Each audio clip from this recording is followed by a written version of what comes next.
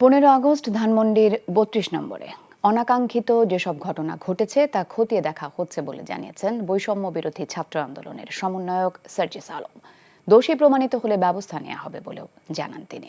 শুক্রবার সকালে ঢাকা বিশ্ববিদ্যালয় এলাকায় সাংবাদিকদের ব্রিফিংয়ে তিনি এসব কথা বলেন। 15 আগস্ট রাষ্ট্রীয়ভাবে শোক পালনের বিরোধী দাবি করে সার্জিস বলেন, ব্যক্তিগতভাবে শ্রদ্ধা জানানোয় বাধা দেওয়া উচিত হয়নি।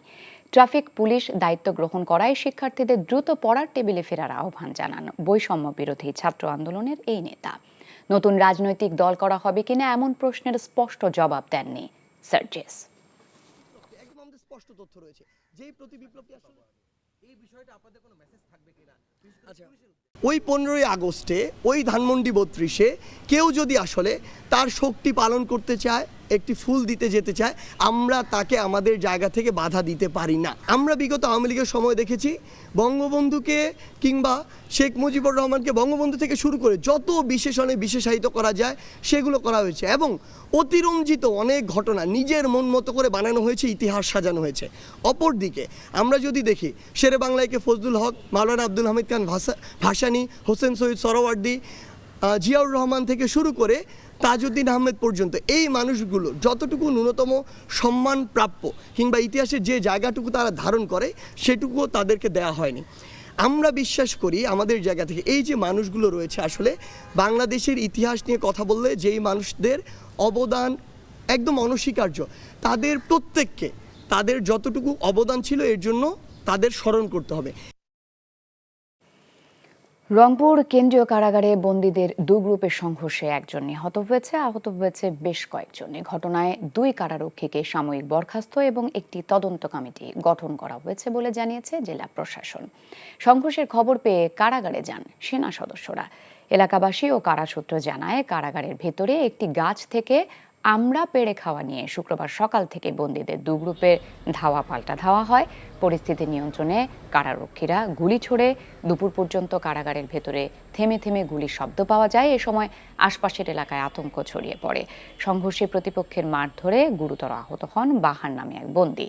পরে স্থানীয় হাসপাতালে তিনি মারা যান। জেলা প্রশাসন মোবাশ্বের জানান, পরিস্থিতি নিয়ন্ত্রণে কারাগারে অতিরিক্ত পুলিশ ও সেনা মোতায়েন করা হয়েছে।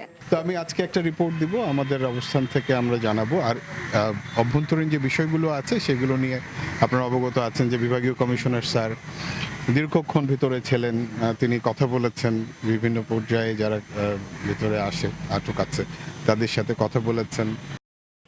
কোটা আন্দোলন দমনে সরকারের গণহত্যার বিচারের দাবিতে জোহের গান কর্মসূচি পালন করেছে ইনকিলাব মঞ্চ।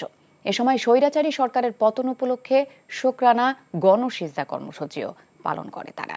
শুক্রবার রাজধানীর শাহবাগ জাতীয় জাদুঘরের সামনে অবস্থান নিয়ে কবিতা ও গানের মাধ্যমে স্বৈরাচারী সরকারকে দমন নিপীড়নের প্রতিবাদ জানায় ইনকিলাব মঞ্চ।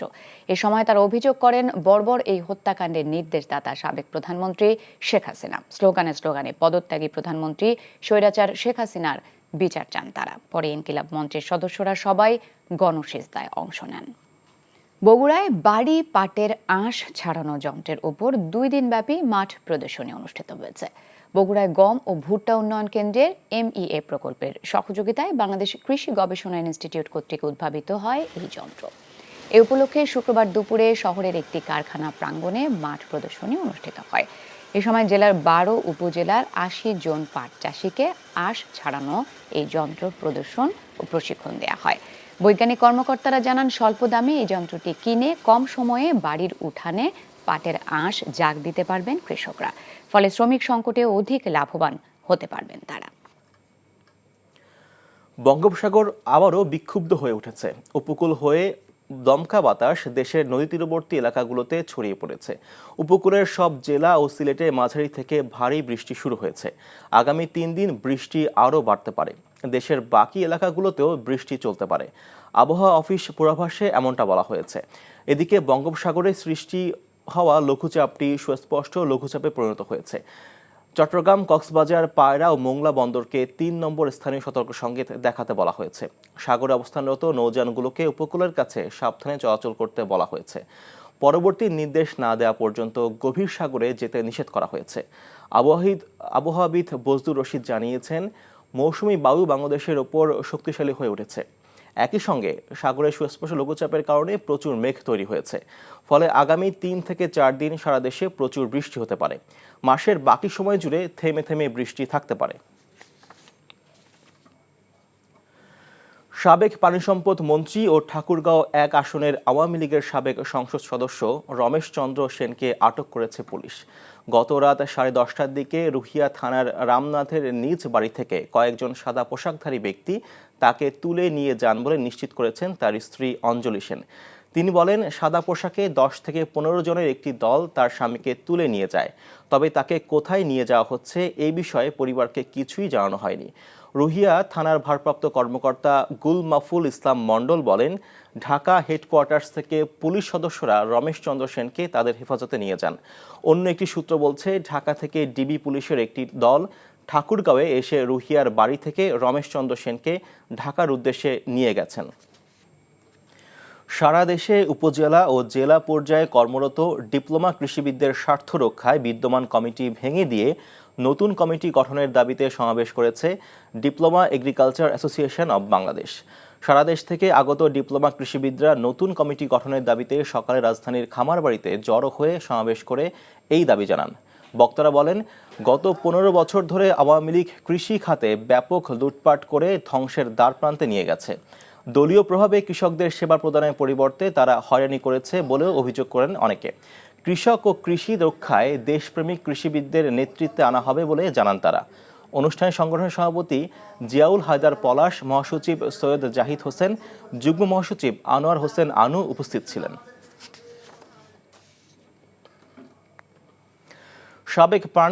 সাবেক পানি সম্পদ মন্ত্রী ও ঠাকুরগাঁও 1 আসনের আওয়ামী লীগের সাবেক সংসদ সদস্য রমেশ চন্দ্র সেনকে আটক করেছে পুলিশ। শুক্রবার রাত 10:30টার দিকে রুহিয়া থানার রামনাথের নিজ বাড়ি থেকে কয়েকজন সাদা পোশাকধারী ব্যক্তি তাকে তুলে নিয়ে যান বলে নিশ্চিত করেছেন তার স্ত্রী অঞ্জলি সেন। তিনি বলেন, সাদা পোশাকে 10 থেকে 15 জনের একটি দল তার স্বামীকে তুলে নিয়ে যায়। তবে তাকে কোথায় নিয়ে যাওয়া হচ্ছে এই বিষয়ে পরিবারকে কিছু জানানো হয়নি। রুহিয়া থানার ভারপ্রাপ্ত কর্মকর্তা গুলফামুল ইসলাম মণ্ডল বলেন, ঢাকা হেডকোয়ার্টার্স থেকে পুলিশ সদস্যরা রমেশ চন্দ্র সেনকে তাদের হেফাজতে নিয়ে যান। অন্য একটি সূত্র বলছে, ঢাকা থেকে ডিবি পুলিশের একটি দল ঠাকুরগাঁওয়ে এসে রুহিয়ার বাড়ি থেকে রমেশ চন্দ্র সেনকে ঢাকার উদ্দেশ্যে নিয়ে গেছেন। বাজারে সব ধরনের মাছের দামই চড়া। ইলিশের দাম তো মধ্যবিত্তেরও নাগালের বাইরে। অন্যদিকে সরবরাহের ঘাটতির অজুহাতে বাজারে আবারও দাম বেড়েছে কাঁচামরিচের। কেজি প্রতি দাম ছাড়িয়েছে 300 টাকা। এছাড়া বাজারে সব ধরনের চালের দামও বাড়তি। ঢাকার বাজার পরিস্থিতির খবর জানতে যাচ্ছি কারওয়ান বাজারে। সেখানে আছেন সিনিয়র করেসপন্ডেন্ট হাসানুর শাওন। শাওন, আজকে বাজার দরের কি অবস্থা দেখছেন, আর এখনো কি শিক্ষার্থীরা বাজার মনিটরিংয়ের দায়িত্ব পালন করছেন কিনা?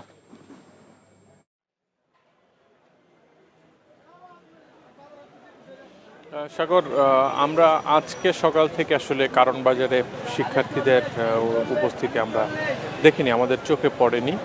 আর বাজারের কথা যেমনটি আপনি বলছিলেন যে হঠাৎ করে আসলে আমরা গতকাল থেকে যেটি দেখছিলাম যে কাঁচামরিচের দামটা বেড়ে গেছে, তো আজও আসলে গতকালের মতোই দামেই আসলে অবস্থান করছে। একটা চড়া দাম আমরা দেখছি, কাঁচামরিচ 320 টাকা কেজি বিক্রি হচ্ছে কাঁচামরিচের। তো আমরা বিক্রেতাদের সাথে কথা বলেছি, তারা যেটি বলেছেন যে আজকে হয়তো ভারত থেকে আমদানি করা কাঁচামরিচ এই পাইকারি বাজারগুলোতে ঢুকবে। পাইকাররা তাদেরকে এমনটি জানিয়েছেন। তো তারপরে হয়তো এই দাম আরও কমে আসবে বলেই তারা জানাচ্ছেন আমাদেরকে। আর এক্ষেত্রে ক্রেতারা যেটি বলছেন যে এই যে কাঁচামরিচের দাম, এটি কয়েকদিন পরপরই আসলে একটি একটু সরবরাহের ঘাটতি হলেই আসলে দামটি অনেকখানি বেড়ে যায় বলেই তারা আমাদেরকে জানিয়েছেন। তো এর বাইরে সবজির কথা যদি বলি, বেশিরভাগ সবজির দামই চড়া। কয়েকটি হাতে গোনা কয়েকটি সবজি যেমন পটল, পেঁপে, এই সবজিগুলো ছাড়া বেশিরভাগ সবজির দামই আসলে কেজি প্রতি দামই 60 টাকার উপরে এবং 70-80 টাকা পর্যন্ত বিক্রি হচ্ছে অনেক সবজি। তো সেক্ষেত্রে আসলে এই সবজির বাজারে এসে ক্রেতাদের নাভিশ্বাস আমরা দেখছি। আর এর বাইরে চালের বাজার বেশ কিছুদিন ধরেই একটি চড়া অবস্থানে আছে। বেশিরভাগ চালের দামই সাম্প্রতিক সময়ে বেড়েছে, যেই একটি বাড়তি অবস্থায় আসলে অবস্থান করছে এখনও চালের দামটি, সেটি কমার কোনো লক্ষণ নেই। বিক্রেতারা যেটি বলছেন আসলে গুটি কয়েক মিল মালিক আর বড় বড় কিছু কোম্পানির হাতে আসলে চালের বাজারের নিয়ন্ত্রণটি চলে গেছে, যেই কারণে এই চালের বাজারটি একবার উঠলে খুব বেশি কমার আসলে সম্ভাবনা তারা দেখেন না। আর এর বাইরে ব্রয়লার মুরগির দাম আমরা দেখেছি যে বেশ খানিকটা কমে এসেছে। আজকে আমরা দেখেছি 160 টাকা কেজিতে বিক্রি হচ্ছে ব্রয়লার মুরগি। আর সোনালী মুরগির দামও অনেকখানি কমেছে, 240 থেকে 250 টাকায় বিক্রি হচ্ছে সোনালীর কেজি। সেক্ষেত্রে গত 15 বা 20 দিন আগেও আমরা যেটি দেখেছিলাম যে 300 টাকা বা তারও উপরে ছিল এই সোনালী মুরগির দাম। তো সেই জায়গায় ক্রেতারা কিছুটা স্বস্তি পাচ্ছেন। আর গরুর মাংসের কথা যদি বলি, সেটির কেজিও বেশ একটি চড়া দামে অবস্থান করছে, 750 টাকা, খুব একটা কমার লক্ষণও নেই বাজারে। আর খাসির মাংসের কেজি 1100 টাকা বিক্রি করছে। আর অনেক দিন ধরে আসলে পেঁয়াজ এবং আলুর দাম বাড়তি, যেটি আসলে কমার একদমই লক্ষণ নেই। আজকেও আমরা দেখছি 55 থেকে 60 টাকা কেজি দরে আলু বিক্রি হচ্ছে। আর পেঁয়াজ, দেশি পেঁয়াজ 110 থেকে 120 টাকা মানভেদে বিক্রি হচ্ছে। তো সাগর, এই ছিল মোটামুটি বাজারের সবশেষ অবস্থা। একটা মিশ্র আমরা দেখছি যে দাম, কোনো কিছুর দাম একটু কমছে, কোনো কিছুর দাম একটি চড়া অবস্থানে আছে। জানছিলাম ঢাকার বাজার পরিস্থিতির খবর। খাগড়াছড়ির আলুটিলার সাপমারা এলাকায় সড়কের ওপর পাহাড় ধসে পড়ায় যানবাহন চলাচল বন্ধ রয়েছে। সকাল 8:30টার দিকে আলুটিলার সাপমারা এলাকায় এ পাহাড় ধসের ঘটনা ঘটেছে। খাগড়াছড়ি সড়ক ও জনপথ বিভাগের নির্বাহী প্রকৌশলী মাকসুদুর রহমান জানান, বৃষ্টিপাতের কারণে পাহাড় ধসে সড়কের উপর মাটি পড়ে। সড়ক থেকে মাটি সরাতে একটি টিম পাঠানো হয়েছে। মাটি সরানো হলেই যানবাহন চলাচল স্বাভাবিক হবে।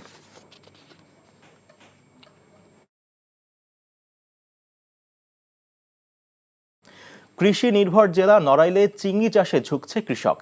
ধানসহ অন্যান্য ফসলের তুলনায় অধিক লাভ হওয়ায় কৃষক গলদা চিংড়ি চাষ করছেন। চিংড়িতে ক্ষতিকারক কোনো ওষুধ প্রয়োগ না করায় এরই মধ্যে কয়েকটি দেশে রপ্তানি হচ্ছে নড়াইলের গলদা চিংড়ি। নড়াইল প্রতিনিধি মনির চৌধুরীর পাঠানো রিপোর্ট। নড়াইলে একসময় আবাদ হতো ধান, গম সহ অন্যান্য ফসল। এখন সেই কৃষি জমিতে চাষ হচ্ছে মিঠা পানির গলদা চিংড়ি। সদর, লোহাগাড়া ও কালিয়া উপজেলায় দিন দিন বাড়ছে গলদা চিংড়ির চাষ। তুলনামূলক কম খরচে বেশি লাভ হওয়ায় চাষিরা চিংড়ি চাষের পরিধি বাড়াচ্ছেন। চিংড়িতে স্বাস্থ্যের জন্য ক্ষতিকর জেলিপুষ না করায় এরই মধ্যে রপ্তানি হয়েছে জাপান, ইংল্যান্ড, যুক্তরাষ্ট্র, সৌদি আরব, ভিয়েতনাম সহ বেশ কয়েকটি দেশে। গলদা চিংড়ির সম্ভাবনার এক নতুন দুয়ার খুললেও আতঙ্কের বিষয় হলো কৃষি জমি হ্রাস নিয়ে। ধান চাষে লস হওয়ার কারণে আমাদের দেশের কৃষকরা ঘের অর্থাৎ চিংড়ি চাষে উদ্বুদ্ধ হয়েছে। ইন্টার পাস করার পরে নিজেও একটা ঘের নিয়ে চিংড়ি মাছের এবং সাদা মাছের ব্যবসা শুরু করি। চিটাগাং, খুলনা বিভিন্ন দেশের যে ব্যাপারীরা আসে ওরা তো বাইরে চালান দেয় বিদেশে। টাস্ক ফোর্স গঠন করে আমাদের মতন সমিতিকে সাথে নিয়ে যৌথভাবে একটা মাঠ লেভেল থেকে শুরু করে উচ্চ পর্যায়ে দিয়ে প্ল্যানিং করে কাজ শুরু করতে হবে। চিংড়ি চাষিদের সব ধরনের সহায়তার কথা জানিয়েছেন এই মৎস্য কর্মকর্তা। আমাদের মাঠ পর্যায়ের কর্মীরা এবং আমাদের অফিসের কর্মকর্তা কর্মচারীরা ফিল্ড পর্যায়ের চাষিদের সাথে নিবিড় যোগাযোগ রেখে এখানে নিরাপদ মাছ উৎপাদনের জন্য আমরা কাজ করে থাকি। নড়াইলে 2287 হেক্টর জমিতে 5391টি ঘের রয়েছে। NTV news desk. দেশের নির্বাচনী প্রক্রিয়া, বিচার বিভাগ, স্থানীয় সরকার, গণমাধ্যম, অর্থনীতি ও শিক্ষা ব্যবস্থায় প্রয়োজনীয় সংস্কারের পর বর্তমান সরকার একটি অন্তর্ভুক্তিমূলক ও বহুদলীয় গণতন্ত্র প্রতিষ্ঠার মাধ্যমে একটি অবাধ, সুষ্ঠু ও অংশগ্রহণমূলক নির্বাচন অনুষ্ঠানের জন্য প্রতিশ্রুতিবদ্ধ বলে জানিয়েছেন অন্তর্বর্তীকালীন সরকারের প্রধান উপদেষ্টা professor doctor Muhammad Yunus. Third voice of global south সামিটে রাখা বক্তব্যে তিনি এসব কথা বলেন। ভারতের আয়োজনে অনুষ্ঠিত ভার্চুয়াল এই সামিটে ভারতের প্রধানমন্ত্রী নরেন্দ্র মোদী উদ্বোধনী বক্তব্য রাখেন। সামিটে ভারত, বাংলাদেশ ছাড়াও ভুটান, নেপাল, আফগানিস্তানের সরকার প্রধানগণ যোগ দেন। প্রধান উপদেষ্টা তার বক্তব্যের শুরুতেই গত 5 আগস্ট বাংলাদেশে ছাত্র জনতার অভ্যুত্থানের মাধ্যমে দ্বিতীয় বিপ্লবের কথা স্মরণ করেন। কার্বন নিঃসরণ, সম্পদ কুক্ষিগত করা এবং বেকারত্ব, এই 3 সমস্যাকে শূন্যের কোটায় নামিয়ে নিয়ে আসার মাধ্যমে একটি বৈষম্যহীন ব্যবস্থা গড়ে তোলার উপর গুরুত্বারোপ করেন তিনি। বাংলাদেশের রাজধানী ঢাকাকে গ্রাফিতির রাজধানী উল্লেখ করে ভারতীয় প্রধানমন্ত্রীকে দ্রুত বাংলাদেশ সফরের আমন্ত্রণ জানান বাংলাদেশের অন্তর্বর্তীকালীন সরকারের প্রধান।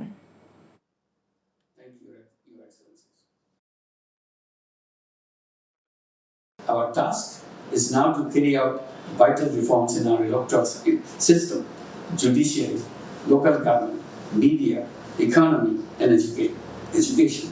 We are holding dialogue with political parties, civil society leaders, and experts to give shape to democratic aspirations of our revolutionary students.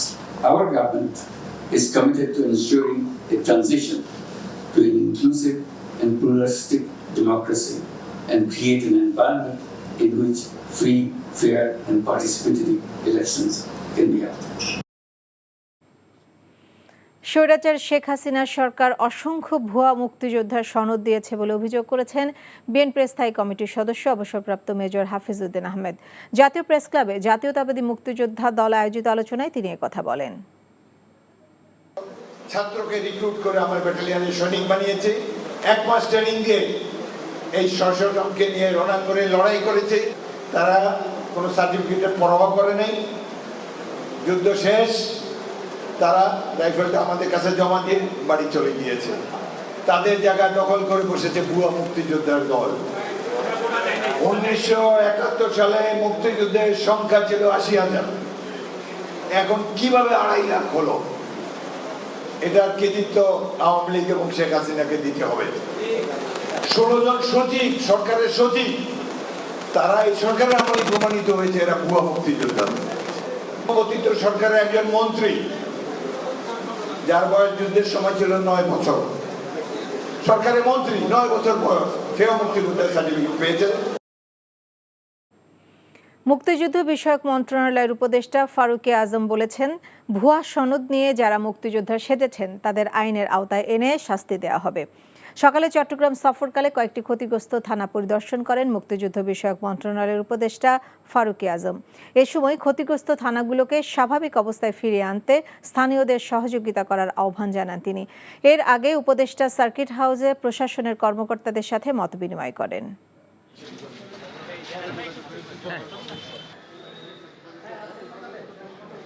মুক্তিযোদ্ধা নানান আঙ্গিকেই হয়েছে, নানানভাবে হয়েছে। সেই সমস্তগুলোকে আমরা যাচাই বাছাই করে যাদেরকে সত্যিকার পাবো তারা থাকবে, আর যাদেরকে পাবো না তারা চলে যেতে হবে। কিছু বিশেষ দাবি নিয়ে রাজধানীর শাহবাগ এলাকায় বিক্ষোভ সমাবেশ করছেন আউটসোর্সিং পেশায় নিয়োজিতরা। সেখানে আছেন সহকর্মী নূর হোসেন। সরাসরি যাচ্ছি। নূর, মূলত কি দাবি নিয়ে সমাবেশ করছেন আউটসোর্সিং পেশায় নিয়োজিতরা?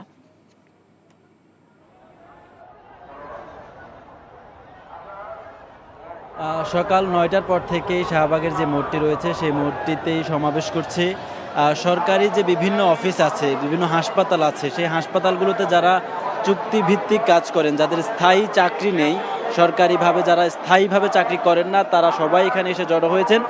তারা দাবি করছেন দীর্ঘদিন ধরে তারা চাকরি করলেও তারা সরকারি কোনো সুযোগ সুবিধা পাচ্ছেন না, তাদেরকে একরকম বঞ্চিত করে রাখা হচ্ছে। এবং তারা এটাও বলছেন যে বিগত কয়েক বছর ধরে সরকারি চাকরিতে 4র্থ শ্রেণীর যে চাকরিটি রয়েছে সেই চাকরিতে সরাসরি কোনো নিয়োগ হচ্ছে না।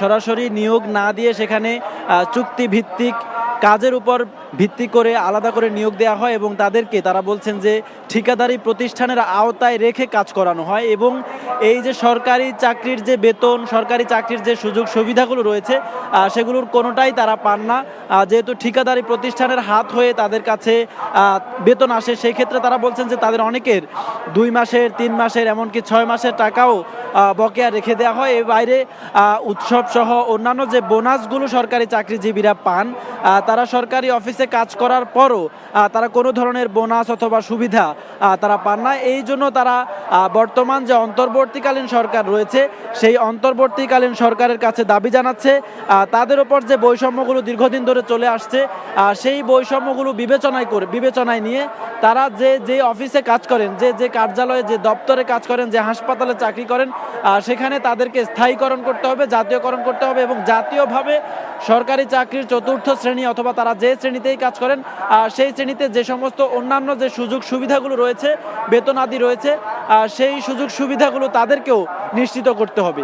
এই দাবিতেই তারা শাহবাগে সমাবেশ করছেন। এখান থেকে তারা তাদের দাবি দেওয়া জানাচ্ছেন। নাজনীন, শাহবাগ থেকে জানছিলাম বিক্ষোভের খবর। সারা দেশে উপজেলা ও জেলা পর্যায়ে কর্মরত ডিপ্লোমা কৃষিবিদদের স্বার্থ রক্ষায় বিদ্যমান কমিটি ভেঙে দিয়ে নতুন কমিটি গঠনের দাবিতে সমাবেশ করেছে diploma agriculture association of Bangladesh. সারা দেশ থেকে আগত ডিপ্লোমা কৃষিবিদরা নতুন কমিটি গঠনের দাবিতে সকালে রাজধানীর খামারবাড়িতে জড়ো হয়ে সমাবেশ করে এই দাবি জানান। বক্তারা বলেন, গত 15 বছর ধরে আওয়ামী লীগ কৃষি খাতে ব্যাপক লুটপাট করে ধ্বংসের দ্বারপ্রান্তে নিয়ে গেছে। দলীয় প্রভাবে কৃষকদের সেবা প্রদানের পরিবর্তে তারা হয়রানি করেছে বলেও অভিযোগ করেন অনেকে। কৃষক ও কৃষি রক্ষায় দেশপ্রেমিক কৃষিবিদদের নেতৃত্বে আনা হবে বলে জানান তারা। অনুষ্ঠানে সংগঠনের সভাপতি জিয়াউল হায়দার পলাশ, মহাসচিব সৈয়দ জাহিদ হোসেন, যুগ্ম মহাসচিব আনোয়ার হোসেন আনু উপস্থিত ছিলেন। বাজারে বেশিরভাগ সবজির দামই চড়া। কাঁচা মরিচের কেজি 300 টাকা ছাড়িয়েছে। বেশ কিছুদিন ধরে সব ধরনের চালের দামও বাড়তি। এছাড়া আলু এবং পেঁয়াজের দাম কমারও লক্ষণ নেই। নিত্যপণ্যের বাজারে হতাশা জানিয়ে বাজার মনিটরিং জোরদারের দাবি জানিয়েছেন সাধারণ ভোক্তারা। হাসানুল শাওনের রিপোর্ট। হঠাৎই বাজারে কাঁচামরিচের দাম বাড়তি। কেজি বিক্রি হচ্ছে 320 টাকায়, যা গেল সপ্তাহের তুলনায় দ্বিগুণ। বিক্রেতারা বলছেন, সরবরাহের ঘাটতির কারণে এই বাড়তি দাম কাঁচামরিচের। 150 টাকা কেজি আয় পড়ছিল, দুদিন আমদানি বেশি হয়েছে, আবার দুদিন বন্ধ হতে মানে দামটা অতিরিক্ত বেড়ে গেছে। যে মাল নাই, কাস্টমার বেশি, যার কারণে দামটা বেশি বেড়ে গেছে। বাজারে সব ধরনের সবজির দামও চড়া। পেঁপে, পটল আর ঢেঁড়স ছাড়া সব সবজির কেজি প্রতি দামই 60 থেকে 70 টাকার উপরে। সবজির দাম তো কোনোটাই কমে নাই। ওরা বলতেছে কমে গেছে, কিন্তু এসে তো দেখলাম কিছুই কমে নাই। কিছু কমে আসতেছে, আশা করি আরো কমবে। যদি চাঁদাবাজি কমে যায় তো আসলে কমবে। চালের দামও বাড়তি। মিনিকেটের কেজি 70 থেকে 72 টাকা, আটাশ 56 টাকা আর মোটা চালের কেজি 54 টাকায় বিক্রি হচ্ছে। 50 টাকা কেজি নিয়েছিলাম, এখন আজকে নিতে হলো 54 টাকা। জিনিসের দাম বেশি, আমাদের তো বেতন বাড়ে নাই, এই জন্য আমাদের একটু কষ্ট বেশি হয়ে দাঁড়ায়। 4-5 টাকা প্রত্যেক সালের প্রতি কেজিতে বাড়তি। ওইটা অস্বাভাবিক বাড়া, নিজের কাছে তো খারাপ লাগে না, আমরা তো আর কিছু করার নাই। দাম কমার লক্ষণ নেই দেশি পেঁয়াজের। কেজি বিক্রি হচ্ছে 115 টাকায়। এছাড়া আলুর দামও বাড়তি। কেজি এখন 55 থেকে 60 টাকায় বিক্রি হচ্ছে। এইখানে তো আসলে দাম কমবে না, দাম মূলত স্টোরে হামলা করতে হবে। স্টোরে যদি ওরা দাম একটু কমায় ছাড়িয়ে দেয়, তাহলে আমরা এখানে কমে কিনতে পারলে কমে বিক্রি করতে পারবো। তবে ক্রেতাদের স্বস্তি মিলছে মুরগির বাজারে। দাম কমে ব্রয়লারের কেজি বিক্রি হচ্ছে 160 টাকায় আর সোনালির কেজি এখন 250 টাকা। পাইকারি বাজারটা ভালো থাকার গতিকে আমরা সস্তা কিনে সস্তা বেচতে পারতেছি। এছাড়া বাজারে প্রায় সব ধরনের মাছের দামই চড়া। অনেকদিন ধরেই ইলিশ তো মধ্যবিত্তেরও নাগালের বাইরে। Hasanul Shaon, NTV news, Dhaka. জীবিত থেকেও এ যেন মৃত্যুর মতো এক ঘোর অমানিসা। চোখ হাত বেঁধে ফেলে রাখা হয়েছিল বছরের পর বছর জীবন্ত লাশ হিসেবে। সেই মৃত্যুপুরী থেকে ফিরে আসা তরুণ এক আইনজীবী ব্যারিস্টার আহমেদ বিন কাশেম আরমান। 8 বছরের বন্দিশালার নির্যাতন যেন হার মানায় কল্পিত গল্পকেও। অন্ধকার জীবনের সেই ভয়াল অভিজ্ঞতা তিনি তুলে ধরেছেন এনটিভির কাছে। রনি রায়হানের ক্যামেরায় সে গল্প তুলে ধরছেন নাজিবুর রহমান। আমার কাছে মনে হয়েছিল যে আমি জীবন্ত অবস্থায় কবরে ঢুকেছি, জীবন্ত অবস্থায় আমি কবর দিয়ে দিয়েছি। এটা আমার এরকম মনে হয়। সবচেয়ে কষ্ট লাগতো সন্তানদের জন্য, যে আমি যদি জানতাম যে আমার সাথে এই আচরণ করবে, একটু আদর করে দিয়ে আসতাম। 2টা মেয়েকে একটু আদর করে দিয়ে আসতাম। এতদিনের জন্য ওদের সাথে আলাদা হয়ে যাবো আমি চিন্তাও করতে পারিনি।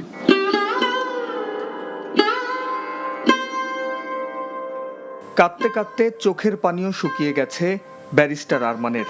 8 বছর পর মায়ের কাছে ফিরে আসাটা আরমানের কাছে কল্পনারও অতীত। তার কাছে পুরো সময়টা ছিল এক বিভীষিকাময় অধ্যায়। 2016 সালে আরমানের আকাশ গুটিয়ে যায় পৃথিবীর আলো থেকে। জীবনের 8টি বছর কালো কাপড়ে ঢাকা ছিল আরমানের 2 চোখ। 24 আওয়ার ব্লাইন্ডফোল্ড, চোখ বেঁধে রাখবে, এমনভাবে চোখ বাঁধতে হবে যাতে নাক থেকে কপাল পর্যন্ত চোখটা বাঁধা থাকতে হবে, এবং দৃঢ়ভাবে চোখ বাঁধা থাকতে হবে যাতে যে সামনে যে আছে তাকে তো দেখতে না পারে, সেজন্য দিনের আলোটাও দেখতে না পারে। এইভাবে চোখ বাঁধা থাকার নিয়ম। তারপর হ্যান্ডকাফ, 24 ঘন্টা হাত করার পরানোর নিয়ম। দিনের বেলা সামনে, রাতের বেলা হাতের পিছনে। দিনের বেলা থেকে রাত 12টা পর্যন্ত হাত পিছনে সামনে, রাত 12টা থেকে ভোর 6টা পর্যন্ত হাত পিছনের দিকে সবাইকে। এটাই ওখানকার। শুধু রমজান মাসের চাঁদ রাতে তারা বলতো যে আজকে চাঁদ দেখা গেছে, তারাবি নামাজ পড়েন, এতটুকু তারা বলতো। এবং রমজান মাসে সেহরি দেওয়া হতো এবং ইফতার দেওয়া হতো। প্রভেদের জন্য যে খাবারের বরাদ্দ যতটুকু, তার হাফ বন্দীদের জন্য বরাদ্দ ছিল। আয়নাঘরের ঘুটঘুটে অন্ধকারেই গভীর রাতে অন্য কক্ষ থেকে বন্দীদের কান্না ভেসে আসতো আরমানের কানে। আমি বহু রাত কাটিয়েছি লোকজনের কান্নার আওয়াজে, চিৎকার আওয়াজে। একজন প্রাপ্তবয়স্ক পুরুষ শিশুর মতো চিৎকার করতে শুনেছি আমি রাতের পর রাত জাগ্রত অবস্থায়। যেখানে ইন্টারোগেশন হতো সেটা আমার খুব কাছে ছিল। এই জন্য মানুষের কান্নার এবং চিৎকার এবং অমানবিক নির্যাতনের আওয়াজে আমি বহু রাত না ঘুমিয়ে জেগে থাকতে হয়েছে। আমি এটাও শুনতাম যে লোকজন আত্মহত্যার চেষ্টা করেছে, এরকম বিভিন্ন কথা আমার কানে আসতো। আমি এরকম কানে আসতো যে বিভিন্ন কয়েকজন বন্দী অনসন্ধান করছে, খাওয়া বন্ধ করে দিয়েছে, তাদেরকে হাত পা বেঁধে নাকের নল দিয়ে খাবার খাওয়ানো হচ্ছে। এটা আমার এরকম তথ্য আমার কানে আসছে। এমন লোক আছে যারা খাবার বন্ধ হওয়ার কারণে তাদের মৃত্যু আশঙ্কা হওয়ার কারণে তাদেরকে ইঞ্জেকশন দেওয়া হচ্ছে, ভিটামিন ইঞ্জেকশন, কিন্তু মৃত্যু যত না হতে পারে। বন্দীদেরকে মৃত্যুর চোখ কঠোর এবং মৃত্যুর চোখ খারাপ এক অভিজ্ঞতা তাদেরকে যে দেওয়ার প্রক্রিয়া এখন হচ্ছিল যেখানে আমি ছিলাম। আমাকে বলা হয়নি আমি কোথায় আছি, আমাকে বলা হয়নি আজকে কয় তারিখ, আমাকে এটুকু বলো। তারা বলতো না এখন কটা বাজে, আমি বলতাম আমি নামাজ পড়বো কীভাবে, বলতো যে আদেশ সময় বলা যাবে না। এবং আশেপাশে মসজিদ ছিল, হালকা আজান শোনা যেত। যখন আজান শোনা যেত তখন তারা মিউজিক ছেড়ে দিত যাতে আজান শুনতে না, বলতো যে এটাই আদেশ। সময় বুঝতে না পারে, লোকেশন বুঝতে না পারে, টাইম বুঝতে না পারে, আজানটা যেন শুনতে না পারে, এটাই আদেশ ছিল। এভাবেই 8 বছর কেটে যায় আর কি। তো সময়কে কাটতো সত্যিকার অর্থে বলতে একমাত্র আধ্যাত্মিক বিশ্বাসই আমাকে বাঁচিয়ে রেখেছে। কিভাবে তার জীবনে নেমে এসেছে এমন অন্ধকার, সেসব কথাও বলেছেন মেধাবী আইনজীবী ব্যারিস্টার আহমেদ বিন কাশেম আরমান। 2016 সালের অগস্ট মাসের রাতে এসে সাদা পোশাকে এসে আমাকে তারা বলেন যে আমাদের কিছু প্রশ্ন আছে, আমাদেরকে যেতে হবে সাথে করে। আমি জানতে চাইলাম আপনারা কারা। তারা বললো যে একটু কষ্ট করে চলেন, গেলেই বুঝতে পারবেন আমরা কারা। তো আমি প্রথমে যেতে চাইনি, কিন্তু তারপর তারা যখন বল প্রয়োগ করছে, ঘরে বাচ্চারা আছে, মহিলারা আছে, আমি দেখলাম এদের সামনে এখন সিন ক্রিয়েট করার কোনো সুযোগ নেই।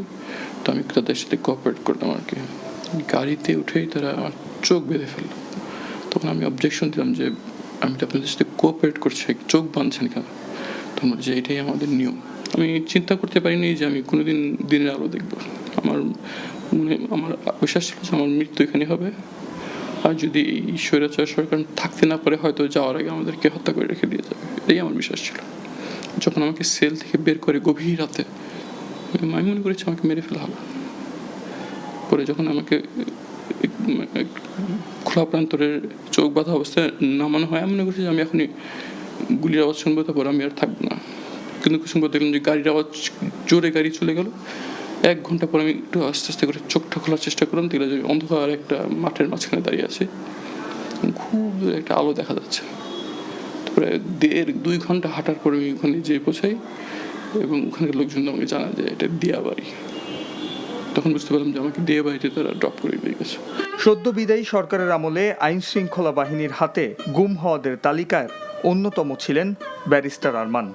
তিনি কোনো রাজনীতির সাথে যুক্ত ছিলেন না, তবুও এক দুর্বিষহ বন্দি জীবন তাকে করেছে ক্ষতবিক্ষত।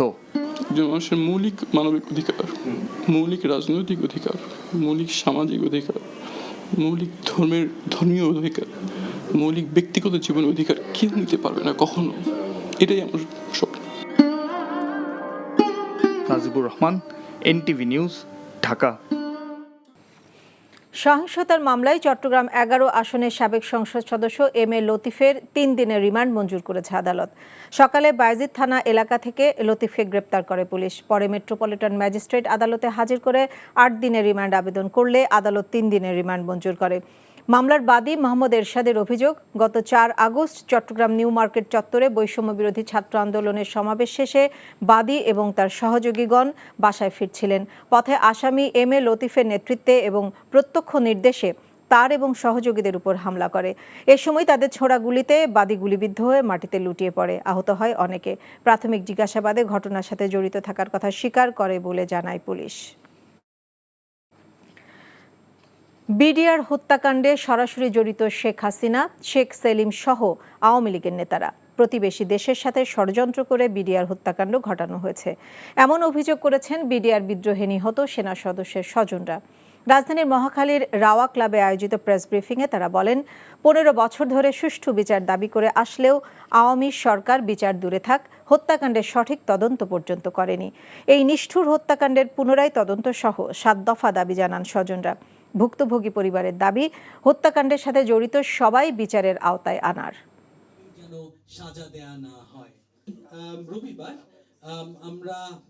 গত 15 বছরে আমাদের মাদেরকে, আমাদের আন্টিদেরকে কিন্তু আমরা প্রচুর জায়গায় হেনস্থা হতে দেখেছি। যখন যা যায় সে ছাড়া কেউ এটা বুঝতে পারে না। এই 15 বছর অনেক কষ্ট করেছি। আমরা চাই না আমাদের ভাইরা আমাদেরকে এডিশনাল কষ্টগুলো দেখ। যে পূর্বে যে সমস্ত তদন্ত হয়েছে সেই সকল তদন্তের রিপোর্ট পাবলিক করতে হবে। এতে আমরা মনে করি যে পর্দার আড়ালে রয়ে যাওয়া ষড়যন্ত্রকারীদের নাম বেরিয়ে আসবে। অফিসিয়াল গ্যাজেট করে 25শে ফেব্রুয়ারিকে শহীদ সেনা দিবস হিসাবে ঘোষণা করতে হবে এবং গ্যাজেটে শাহাদাত বরণকারী সকলকে শহীদের মর্যাদা দিতে হবে। কিশোরগঞ্জের ঐতিহাসিক পাগলা মসজিদের 9টি দান বাক্স থেকে 3 মাস 26 দিন পর এবার 28 বস্তা টাকা পাওয়া গেছে। সেই সঙ্গে মিলেছে বৈদেশিক মুদ্রা ও সোনার গয়নাও। এখন চলছে গণনার কাজ। সকালে কিশোরগঞ্জ জেলার দায়িত্বপ্রাপ্ত সেনাবাহিনীর কর্মকর্তা ব্রিগেডিয়ার জেনারেল তরিকুল ইসলাম, কিশোরগঞ্জের জেলা প্রশাসক ও পাগলা মসজিদ পরিচালনা কমিটির সভাপতি মোহাম্মদ আবুল কালাম আজাদ ও পুলিশ সুপার মোহাম্মদ রাসেল শেখের উপস্থিতিতে 9টি দান বাক্সগুলো খোলা হয়। পরে অতিরিক্ত জেলা ম্যাজিস্ট্রেট কাজী মহুয়া মমতাজ সহ 6 জন নির্বাহী ম্যাজিস্ট্রেটের তত্ত্বাবধানে 70 জন ব্যাংক কর্মকর্তা কর্মচারী, পাগলা মসজিদ ও মাদ্রাসার 34 জন শিক্ষক ও 102 জন ছাত্র টাকা গণনা শুরু করেন। এর আগে চলতি বছরে 20 এপ্রিল মসজিদের দান বাক্স খুলে 7,78,67,537 টাকা পাওয়া গিয়েছিল। স্বৈরাচার শেখ হাসিনার সরকার অসংখ্য ভুয়া মুক্তিযোদ্ধার সনদ দিয়েছে বলে অভিযোগ করেছেন বিএনপির স্থায়ী কমিটির সদস্য অবসরপ্রাপ্ত মেজর হাফিজউদ্দিন আহমেদ। জাতীয় প্রেস ক্লাবে জাতীয়তাবাদী মুক্তিযোদ্ধা দল আয়োজিত আলোচনা সভায় তিনি এই কথা বলেন। ছাত্রকে রিক্রুট করে আমার ব্যাটালিয়নের সৈনিক বানিয়েছে, 1 মাস ট্রেনিং দিয়ে এই সশস্ত্রকে নিয়ে রণাঙ্গনে লড়াই করেছে। তারা কোনো সার্টিফিকেটের পরোয়া করে নাই। যুদ্ধ শেষ, তারা রাইফেলটা আমাদের কাছে জমা দিয়ে বাড়ি চলে গিয়েছে। তাদের জায়গা দখল করে বসেছে ভুয়া মুক্তিযোদ্ধার দল। 1971 সালে মুক্তিযুদ্ধের সংখ্যা ছিল 80,000, এখন কিভাবে 2.5 লাখ হলো? এটার কৃতিত্ব আওয়ামী লীগ এবং শেখ হাসিনাকে দিতে হবে। 16 জন সচিব, সরকারের সচিব, তারা এই সরকারের আমলে প্রমাণিত হয়েছে এরা ভুয়া মুক্তিযোদ্ধা। অতীত সরকারের একজন মন্ত্রী, যার বয়স যুদ্ধের সময় ছিল 9 বছর, সরকারের মন্ত্রী 9 বছর বয়স, সেও মুক্তিযোদ্ধার সার্টিফিকেট পেয়েছে। মুক্তিযুদ্ধ বিষয়ক মন্ত্রণালয়ের উপদেষ্টা ফারুকী আজম বলেছেন, ভুয়া সনদ নিয়ে যারা মুক্তিযোদ্ধা সেজেছেন তাদের আইনের আওতায় এনে শাস্তি দেয়া হবে। সকালে চট্টগ্রামের ক্ষতিগ্রস্ত থানা পরিদর্শনকালে তিনি এই কথা বলেন। মুক্তিযোদ্ধা নানান আঙ্গিকেই হয়েছে, নানানভাবে হয়েছে। সেই সমস্তগুলোকে আমরা যাচাই বাছাই করে যাদেরকে সত্যিকার পাবো তারা থাকবে, আর যাদেরকে পাবো না তারা চলে যেতে হবে। জীবিত থেকেও এ যেন মৃত্যুর মতো এক ঘোর অমানিসা। চোখ হাত বেঁধে ফেলে রাখা হয়েছিল বছরের পর বছর জীবন্ত লাশ হিসেবে। সেই মৃত্যুপুরী থেকে ফিরে আসা তরুণ এক আইনজীবী ব্যারিস্টার আহমেদ বিন কাশেম আরমান। ৮ বছরের বন্দিশালার নির্যাতন যেন হার মানায় কল্পিত গল্পকেও। অন্ধকার জীবনের সেই ভয়াল অভিজ্ঞতা তিনি তুলে ধরেছেন এনটিভির কাছে। রনি রায়হানের ক্যামেরায় সে গল্প তুলে ধরেছেন নাজিবুর রহমান। আমার কাছে মনে হয়েছিল যে আমি জীবন্ত অবস্থায় কবরে উঠেছি, জীবন্ত অবস্থায় আমি কবর দিয়ে দিয়েছি। এটা আমার এরকম মনে হয়। সবচেয়ে কষ্ট লাগতো সন্তানদের জন্য, যে আমি যদি জানতাম যে আমার সাথে এই আচরণ করবে, একটু আদর করে দিয়ে আসতাম, 2টা মেয়েকে একটু আদর করে দিয়ে আসতাম। এতদিনের জন্য ওদের সাথে আলাদা হয়ে যাবো আমি চিন্তাও করতে পারিনি।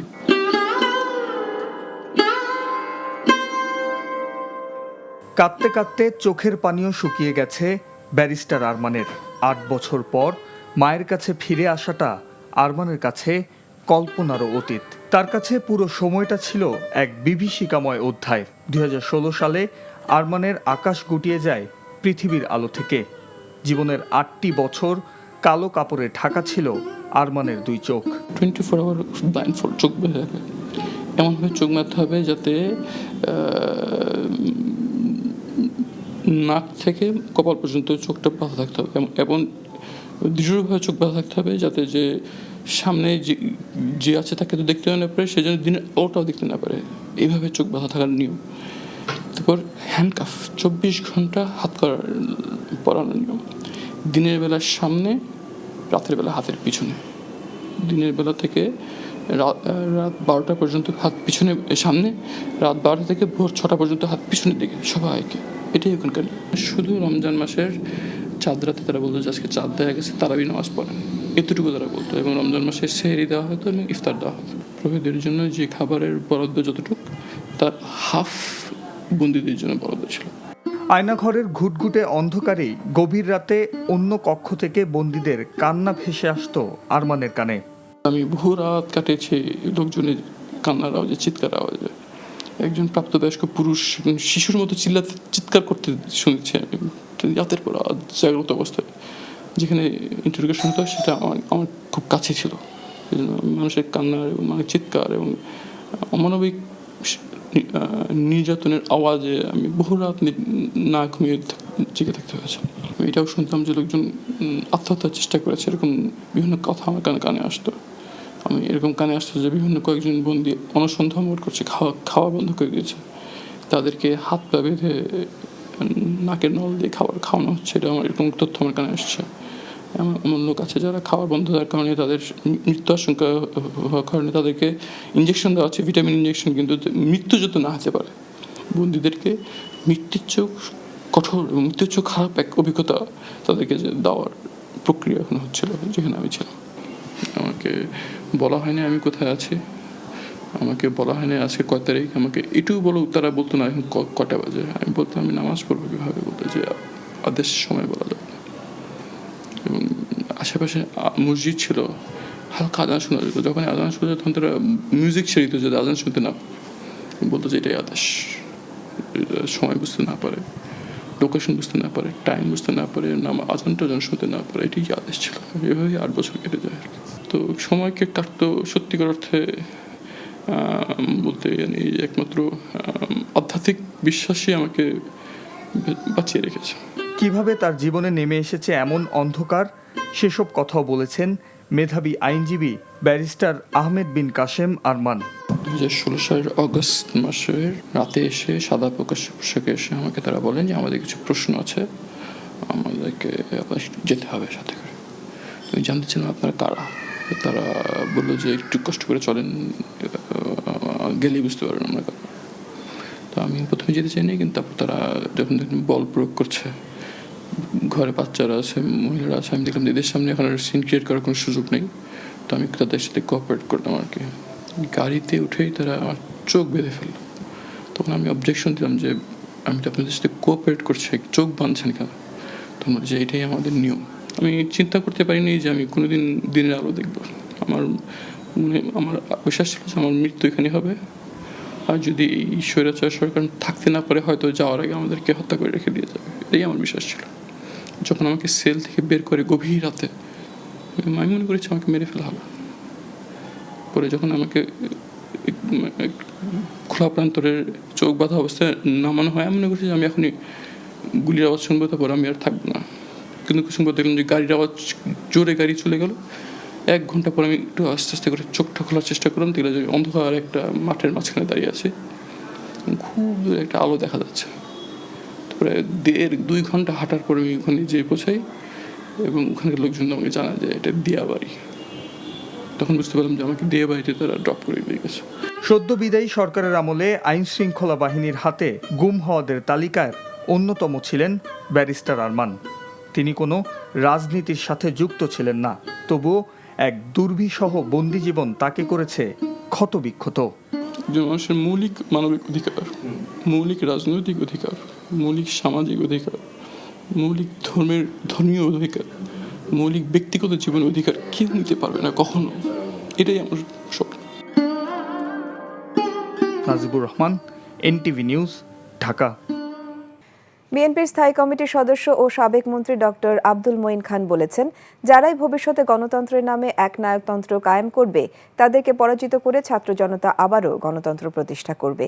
সকালে নরসিংদীতে ছাত্র আন্দোলনে নিহত তাহমিদের কবর জিয়ারতকালে তিনি এই কথা বলেন। বর্তমান পরিস্থিতিতে বাংলাদেশের নতুন প্রজন্ম বাংলাদেশের তথাকথিত কুলুষিত রাজনীতিকে প্রত্যাখ্যান করেছে বলে মন্তব্য করেন তিনি। পরে তাহমিদের বাবার হাতে নগদ অর্থ তুলে দেন মঈন খান। এদিকে বিকেলে সাভার পৌরসভার ব্যাংক টাউন এলাকায় বৈষম্য বিরোধী ছাত্র আন্দোলনে পুলিশের গুলিতে নিহত মিরপুরের military institute of science and টেকনোলজির ৪র্থ বর্ষের শিক্ষার্থী শহীদ শাইখ আসহাবুল ইয়ামিনের কবর জিয়ারত করেন কেন্দ্রীয় বিএনপির প্রচার সম্পাদক শহীদ উদ্দিন চৌধুরী অ্যানি। কৃষি নির্ভর জেলা নড়াইলে চিংড়ি চাষে ঝুঁকছে কৃষক। চিংড়িতে ক্ষতিকারক কোনো ওষুধ প্রয়োগ না করায় এরই মধ্যে কয়েকটি দেশে রপ্তানি হচ্ছে নড়াইলের গলদা চিংড়ি। নড়াইল প্রতিনিধি মুনির চৌধুরীর পাঠানো রিপোর্ট। নড়াইলে একসময় আবাদ হতো ধান, গম সহ অন্যান্য ফসল। এখন সেই কৃষি জমিতে চাষ হচ্ছে মিঠা পানির গলদা চিংড়ি। সদর, লোহাগাড়া ও কালিয়া উপজেলায় দিন দিন বাড়ছে গলদা চিংড়ির চাষ। তুলনামূলক কম খরচে বেশি লাভ হওয়ায় চাষিরা চিংড়ি চাষের পরিধি বাড়াচ্ছেন। চিংড়িতে স্বাস্থ্যের জন্য ক্ষতিকর জেলিপুষ না করায় এরই মধ্যে রপ্তানি হয়েছে জাপান, ইংল্যান্ড, যুক্তরাষ্ট্র, সৌদি আরব, ভিয়েতনাম সহ বেশ কয়েকটি দেশে। গলদা চিংড়ির সম্ভাবনার এক নতুন দুয়ার খুললেও আতঙ্কের বিষয় হলো কৃষি জমি হ্রাস নিয়ে। ধান চাষে লস হওয়ার কারণে আমাদের দেশের কৃষকরা ঘের অর্থাৎ চিংড়ি চাষে উদ্বুদ্ধ হয়েছে। ইন্টার পাস করার পরে নিজেও ঘের নিয়ে চিংড়ি মাছের এবং সাদা মাছের ব্যবসা শুরু করি। চিটাগাং, খুলনা বিভিন্ন দেশের যে ব্যাপারীরা আসে ওরা তো বাইরে চালান দেয় বিদেশে। টাস্ক ফোর্স গঠন করে আমাদের মতন সমিতিকে সাথে নিয়ে যৌথভাবে একটা মাঠ লেভেল থেকে শুরু করে উচ্চ পর্যায়ে দিয়ে প্ল্যানিং করে কাজ শুরু করতে হবে। চিংড়ি চাষিদের সব ধরনের সহায়তার কথা জানিয়েছেন এই মৎস্য কর্মকর্তা। আমাদের মাঠ পর্যায়ের কর্মীরা এবং আমাদের অফিসের কর্মকর্তা কর্মচারীরা ফিল্ড পর্যায়ের চাষিদের সাথে নিবিড় যোগাযোগ রেখে এখানে নিরাপদ মাছ উৎপাদনের জন্য আমরা কাজ করে থাকি। নড়াইলে ২,২৮৭ হেক্টর জমিতে ৫,৩৯১টি ঘের রয়েছে। NTV news desk.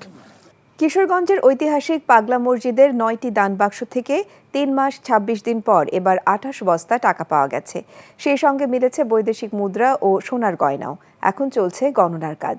সকালে কিশোরগঞ্জ জেলার দায়িত্বপ্রাপ্ত সেনাবাহিনীর কর্মকর্তা ব্রিগেডিয়ার জেনারেল তরিকুল ইসলাম, জেলা প্রশাসক ও পাগলা মসজিদ পরিচালনা কমিটির সভাপতি মোহাম্মদ আবুল কালাম আজাদ এবং পুলিশ সুপার মোহাম্মদ রাসেল শেখের উপস্থিতিতে ৯টি দানবাক্স খোলা হয়। পরে ৬ জন নির্বাহী ম্যাজিস্ট্রেটের তত্ত্বাবধানে ৭০ জন ব্যাংক কর্মকর্তা কর্মচারী, পাগলা মসজিদ ও মাদ্রাসার ৩৪ জন শিক্ষক এবং ১০২ জন ছাত্র টাকা গণনা শুরু করেন।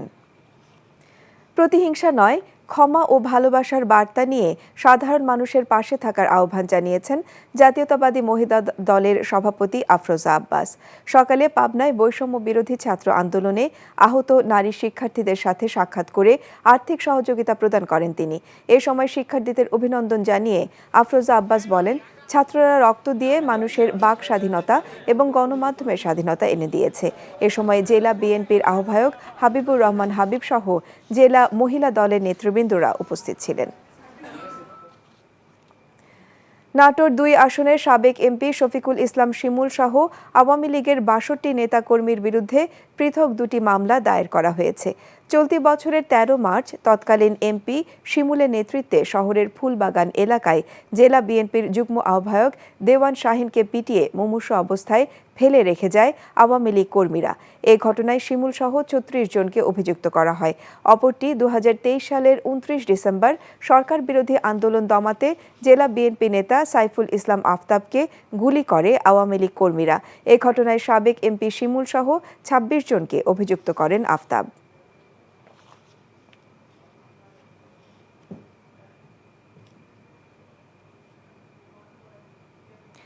খুলনার অ্যাজেক্স জুট মিল লিমিটেড ১০ বছর ধরে দখল ও লুটপাট করার অভিযোগে সাবেক শ্রম প্রতিমন্ত্রী বেগম মুন্নুজান সুফিয়ানের ভাই শাহাবুদ্দিন আহমেদ ও স্থানীয় যুবলীগ নেতা সাজ্জাদুর রহমান লিংকন সহ ৩০ জনের নাম উল্লেখ করে মামলা করেছেন মিলটির চেয়ারম্যান এবং বিএনপি নেতা কাউসার জামান বাবলা।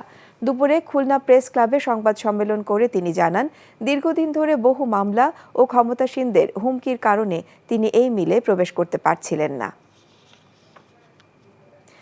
বগুড়া সোনাতলা উপজেলায় সনাতন ধর্মাবলম্বীদের সাথে মত বিনিময় সভা করেছে উপজেলা বিএনপি। দুপুরে সোনাতলা ও পৌরসভার ঘোড়াপীর এলাকায় এই মত বিনিময় সভা অনুষ্ঠিত হয়। এ সময় প্রধান অতিথি হিসেবে উপস্থিত ছিলেন জেলা বিএনপির সহসভাপতি আহসানুল তৈয়ব জাকির।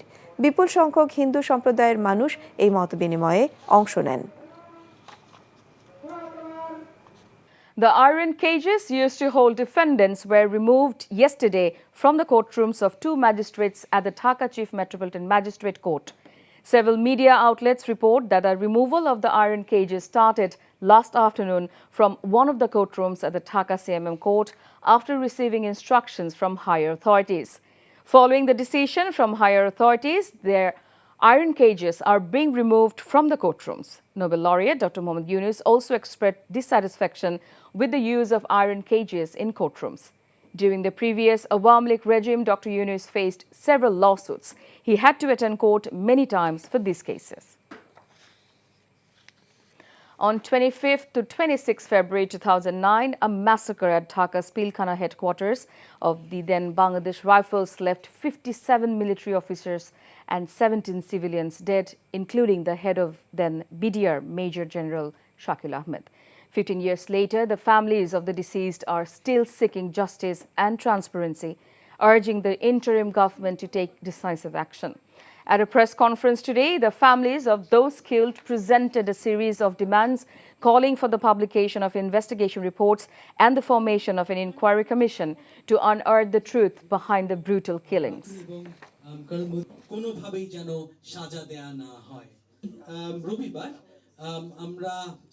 গত 15 বছরে আমাদের মাদেরকে, আমাদের আন্টিদেরকে কিন্তু আমরা প্রচুর জায়গায় হেনস্থা হতে দেখেছি। যখন যা যায় সে ছাড়া কেউ এটা বুঝতে পারে না। এই 15 বছর অনেক কষ্ট করেছি। আমরা চাই না আমাদের ভাইরা আমাদেরকে এডিশনাল কষ্টগুলো দেখ। যে পূর্বে যে সমস্ত তদন্ত হয়েছে সেই সকল তদন্তের রিপোর্ট পাবলিক করতে হবে। এতে আমরা মনে করি যে পর্দার আড়ালে রয়ে যাওয়া ষড়যন্ত্রকারীদের নাম বেরিয়ে আসবে। অফিসিয়াল গ্যাজেট করে 25শে ফেব্রুয়ারিকে শহীদ সেনা দিবস হিসাবে ঘোষণা করতে হবে এবং গ্যাজেটে শাহাদাত বরণকারী সকলকে শহীদের মর্যাদা দিতে হবে। BNP Standing Committee member, retired Major Hafizuddin Ahmed, has alleged that the autocrat Sheikh Hasina regime has issued a number of fake freedom fighter certificates. He said this at a discussion at National Press Club today. ছাত্রকে recruit করে আমার ব্যাটালিয়নের সৈনিক বানিয়েছে, 1 মাস training দিয়ে এই সশস্ত্রকে নিয়ে রণাঙ্গনে লড়াই করেছে। তারা কোনো সার্টিফিকেটের পরোয়া করে নাই। যুদ্ধ শেষ, তারা রাইফেলটা আমাদের কাছে জমা দিয়ে বাড়ি চলে গিয়েছে। তাদের জায়গা দখল করে বসেছে ভুয়া মুক্তিযোদ্ধার দল। 1971 সালে মুক্তিযুদ্ধের সংখ্যা ছিল 80,000, এখন কিভাবে 2.5 লাখ হলো? এটার কৃতিত্ব আওয়ামী লীগ এবং শেখ হাসিনাকে দিতে হবে। 16 জন সচিব, সরকারের সচিব, তারা এই সরকারের আমলে প্রমাণিত হয়েছে এরা ভুয়া মুক্তিযোদ্ধা। অতীত সরকারের একজন মন্ত্রী যার বয়স যুদ্ধের সময় ছিল 9 বছর, সরকারের মন্ত্রী 9 বছর বয়স, সেও মুক্তিযোদ্ধার সার্টিফিকেট পেয়েছে। Liberation War advisor Farooq Azam has said the stern action will be taken against the fake freedom fighter certificate holders. He said this after visiting police stations in Chattogram today. মুক্তিযোদ্ধা নানান আঙ্গিকেই হয়েছে, নানানভাবে হয়েছে, সেই সমস্তগুলোকে আমরা যাচাই বাছাই করে যাদেরকে সত্যিকার পাবো তারা থাকবে, আর যাদেরকে পাবো না তারা চলে যেতে হবে। Mashir Riaz, who the Ministry of Finance had appointed as the chairman of the Bangladesh Securities and Exchange Commission, in a notice has turned down the position from the interim government. Riaz sent a letter to the Ministry of Finance regarding his new decision. He was to join work at SEC on Sunday after resolving some issues. But a day before he is to take up the post at the stock market regulator, he says he will be unable to.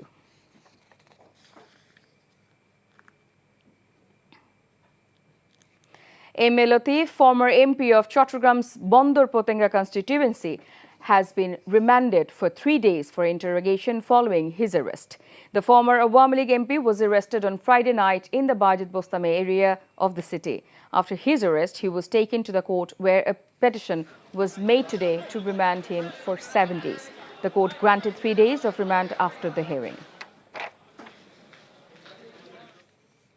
Former MP Shafiqul Islam Shimul of Nator 2 constituency, along with 62 leaders and activists of the Awami League, have been sued in connection with attacks on BNP leaders in Nator. 2 separate cases were filed by Dewan Shahin, joint convener of the district BNP, and Shafiqul Islam Aftab, former president of the district Jubodol. BDR হত্যাকাণ্ডে সরাসরি জড়িত শেখ হাসিনা, শেখ সেলিম সহ আওয়ামী লীগ নেতারা প্রতিবেশী দেশের সাথে ষড়যন্ত্র করে বিডিআর হত্যাকাণ্ড ঘটানো হয়েছে এমন অভিযোগ করেছেন বিডিআর বিদ্রোহে নিহত সেনা সদস্যদের স্বজনরা। রাওয়া ক্লাবের সংবাদ সম্মেলনে তারা বলেন, 15 বছর ধরে সুষ্ঠু বিচার দাবি করে আসলেও আওয়ামী লীগ সরকার বিচার দূরে থাক, হত্যাকাণ্ডের সঠিক তদন্ত পর্যন্ত করেনি। এই নিষ্ঠুর হত্যাকাণ্ডের পুনরায় তদন্ত সহ 7 দফা দাবি জানান স্বজনরা। আরও জানাচ্ছেন জুনায়েদ আল হাবিব। 2009 সালের 25 ও 26 ফেব্রুয়ারি পিলখানায় নারকীয় হত্যাকাণ্ডে প্রাণ হারান বাহিনীর তৎকালীন প্রধান মেজর জেনারেল শাকিল আহমেদ সহ 57 সেনা কর্মকর্তা। এছাড়া নারী ও শিশু সহ নিহত হন আরও 17 জন। 15 বছর আগে ঘটে যাওয়া সেই হত্যাকাণ্ডের সুষ্ঠু বিচারের দাবিতে সংবাদ সম্মেলনে নিহত সেনা কর্মকর্তাদের স্বজনরা অভিযোগ করেন, পিলখানায় কোনো বিদ্রোহ হয়নি, পরিকল্পিতভাবে হত্যা করা হয়েছে সেনা কর্মকর্তাদের। দাবি করেন, এ নিয়ে এতদিন কথা বলতেও বাধা দেয়া হয়েছে। It's an international conspiracy. It had nothing to do with the Dalbhat operation, যেটা তখন তারা ওইভাবে করে পোর্ট্রে করার জন্যই একটার পর একটা সিচুয়েশন ক্রিয়েট করেছে, সো দ্যাট জিনিসটা এই লেভেলে যায় যে একজনকে মার্ডার করা যায়। আমরা এটাও জানি যে জওয়ানরা, যাদের জওয়ান বলা হয়, তারা এখানে মার্ডার করেনি। এই পুরো ইনসিডেন্টের পিছনে অনেক কনস্পিরেটর ছিল যারা সাধারণ জওয়ান না। মুখ বন্ধ করে আমার বসে থাকা লাগতো, কারণ আমার তো কিছু করার নেই, কারণ দেশটা তখন স্বাধীন ছিল না, কিন্তু দেশ এখন স্বাধীন আছে। এবং এই স্বাধীন দেশে স্বাধীন জনতার জন্য আমি চাই এবং আমরা সকলে চাই যে মানুষজন জানি আসলে জানুক যে এই হত্যাকাণ্ডটা কারা করেছে, কেন করেছে। হত্যাকাণ্ডের সঠিক তদন্ত হয়নি, বিচারের নামে প্রহসন হয়েছে বলেও অভিযোগ করেন তারা। সেই সময়ের সেনাবাহিনীর তদন্ত রিপোর্ট প্রকাশেরও দাবি জানানো হয়। পূর্বে যে সমস্ত তদন্ত হয়েছে সেই সকল তদন্তের রিপোর্ট পাবলিক করতে হবে। ন্যায় বিচারের আলোকে আমরা শহীদ পরিবারবর্গ মনে করি যে হাইকোর্ট ডিভিশনের রায় মোতাবেক 3 জন জজ যে ইনকোয়ারি কমিশনের কথা বলেছে, অবিলম্বে সেই ইনকোয়ারি কমিশন গঠন করতে হবে। এতে আমরা মনে করি যে পর্দার আড়ালে রয়ে যাওয়া ষড়যন্ত্রকারীদের নাম বেরিয়ে আসবে। 25 ফেব্রুয়ারি সেনা শহীদ দিবস পালন ও হত্যাকাণ্ডের সঠিক বিচার নিশ্চিত করতে অন্তর্বর্তীকালীন সরকারের হস্তক্ষেপ কামনা করেন তারা।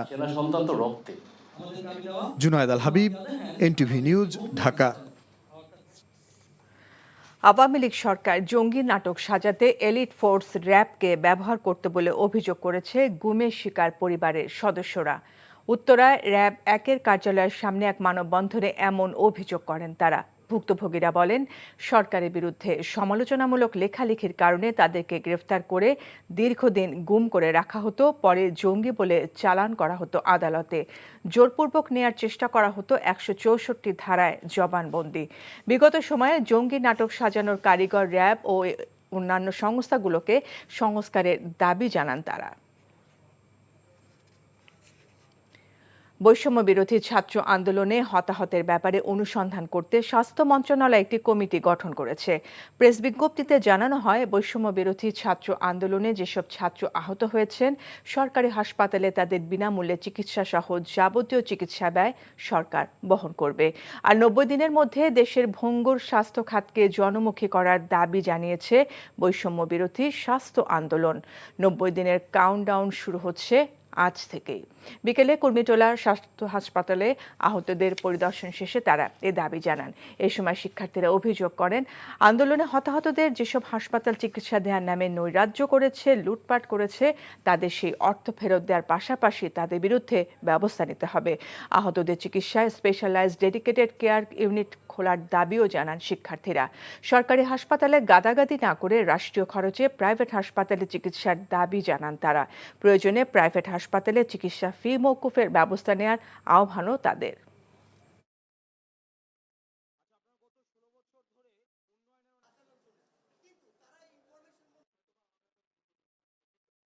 আপনারা যদি 90 দিনের মধ্যে আমাদের এই ভঙ্গুর স্বাস্থ্য খাতে জনমুখী করতে পারেন, সেক্ষেত্রে আমাদের ছাত্র নাগরিকের যে ধরনের সহায়তা প্রয়োজন, আমাদের জায়গা থেকে আমরা সেই ধরনের সহায়তা আপনাদেরকে সব সময় দিব। প্রত্যেকটি জায়গায় হোক সরকারি হোক বেসরকারি হসপিটালগুলোতে যেন যারা আন্দোলনকারী রয়েছে, যে বয়সেরই হোক না কেন, আন্দোলনকারী যারা রয়েছে ঢাকার হোক ঢাকার বাইরের হোক, সকলের এই চিকিৎসা ফিটি যেন মওকুফ করা হয়। যার যার জায়গায় সিনসিয়ারলি কাজ করেন, পরিবর্তন আসবেই। এখানে ভয় পাওয়ার কিছু নেই, কারণ বিগত 17 বছর আপনাদেরকে এই সিস্টেমের মধ্য দিয়ে আসতে হয়েছে। এখন আপনারা ভয়ে ভীত না হয়ে যার যার জায়গায় আপনাদের দায়িত্বগুলি পালন করেন, পরিবর্তন নিশ্চয়ই আসবে। সাভারে জাতীয় স্মৃতিসৌধে বীর শহীদদের প্রতি শ্রদ্ধা জানিয়েছেন অন্তর্বর্তী সরকারের নবনিযুক্ত 4 উপদেষ্টা। বিকেলে জাতীয় স্মৃতিসৌধের শহীদ বেদিতে ফুল দিয়ে শ্রদ্ধা জানান স্বরাষ্ট্র ও কৃষি উপদেষ্টা লেফটেন্যান্ট জেনারেল অবসরপ্রাপ্ত জাহাঙ্গীর আলম চৌধুরী, পরিকল্পনা ও শিক্ষা উপদেষ্টা ওয়াহিদুদ্দিন মাহমুদ, বিদ্যুৎ জ্বালানি উপদেষ্টা মোহাম্মদ ফাজুল কবির খান এবং প্রধান উপদেষ্টার কার্যালয়ের সংযুক্ত উপদেষ্টা আলী ইমাম মজুমদার। এ সময় শহীদদের আত্মার শান্তি কামনায় কিছু সময় নীরবতা পালন করেন তারা। পরে 4 উপদেষ্টা স্মৃতিসৌধের পরিদর্শন বইয়ে স্বাক্ষর করেন।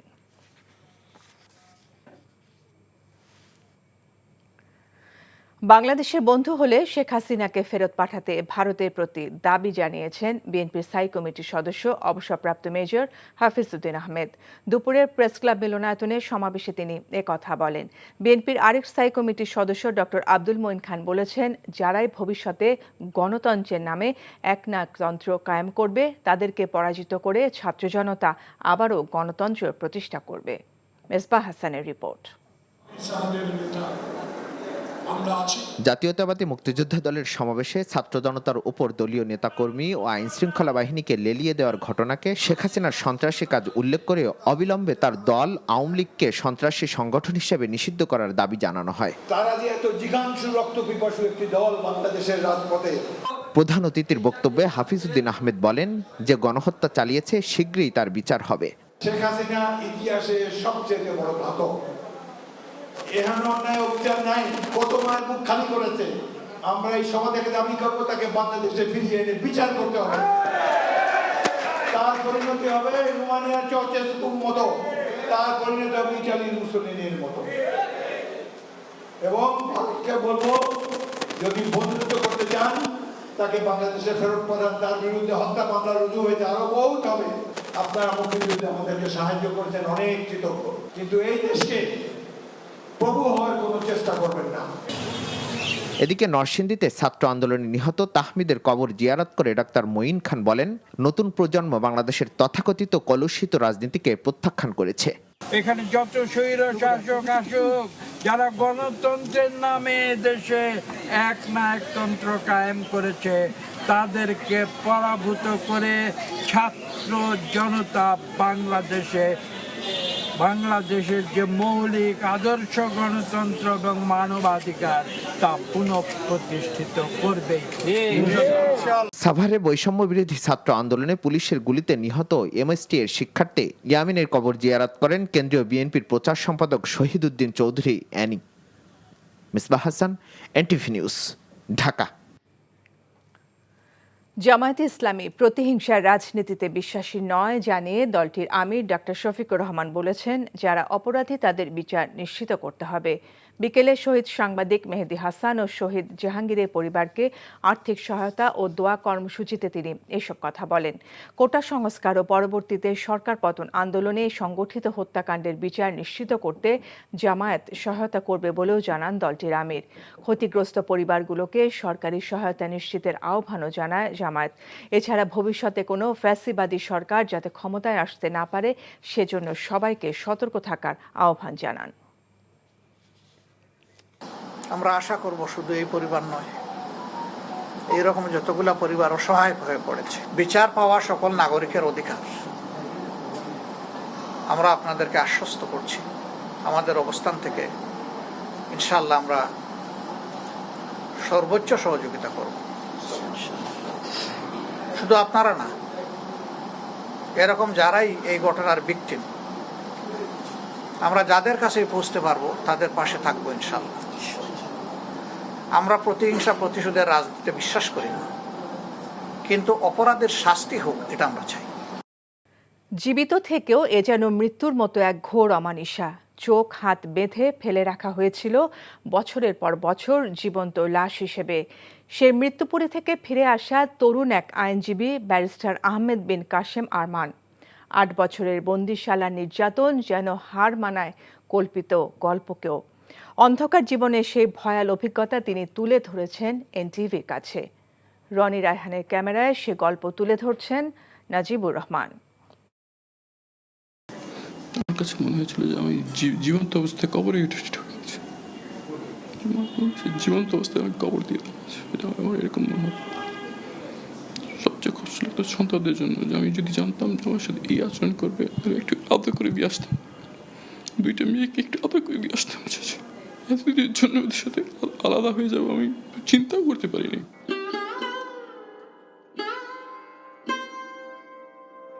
কাঁদতে কাঁদতে চোখের পানিও শুকিয়ে গেছে ব্যারিস্টার আরমানের। 8 বছর পর মায়ের কাছে ফিরে আসাটা আরমানের কাছে কল্পনারও অতীত। তার কাছে পুরো সময়টা ছিল এক বিভীষিকাময় অধ্যায়। 2016 সালে আরমানের আকাশ গুটিয়ে যায় পৃথিবীর আলো থেকে। জীবনের 8টি বছর কালো কাপড়ে ঢাকা ছিল আরমানের 2 চোখ। 24 আওয়ার ব্লাইন্ডফোল্ড, চোখ বেঁধে রাখবে, এমনভাবে চোখ বাঁধতে হবে যাতে